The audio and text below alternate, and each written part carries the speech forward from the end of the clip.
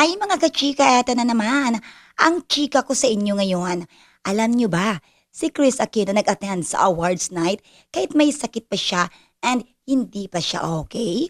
Ito, alam nyo ba, sa kauna-unahang pagkakataon, makalipas ang mahabang panahon, muling nagpakita sa publiko ang Queen of All Media na si Chris Aquino. Matagal-tagal na rin si Chris sa Pilipinas pero ngayon lang siya umattend sa isang event sa kabila ng kanyang mga iniindang karamdaman na ilang taon din niyang ipinagamot sa Amerika. Dumalo si Chris sa People Asia People of the Year 2025 Awards Night kagabi, February 25, bilang suporta sa kanyang kaibigan na si Michael Leva. Makikita sa video ang award-winning actress TV host na nakasuot ng pink blazer at yellow na panloob with a matching floral skirt at dilaw na face mask.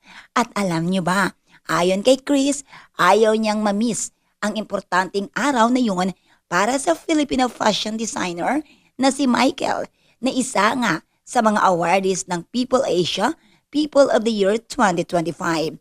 Tama din ang muling pagpapakita ni Chris sa isang event sa ika-39th anniversary ng EDSA People Power Revolution na kung saan nananatiling buhay dahil sa kanyang mga magulang na sina Senator Benigno Ninoy Aquino Jr.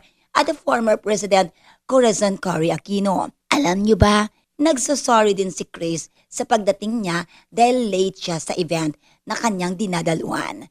At ngayon, ang tanong, kung kumusta nga raw ang kanyang health condition. Sagot naman ng actress, I'm not okay, nahihilo pa rin. Yan ang ating chika sa ka-showbiz, chika and the Ate Len, Ti amo, I love you.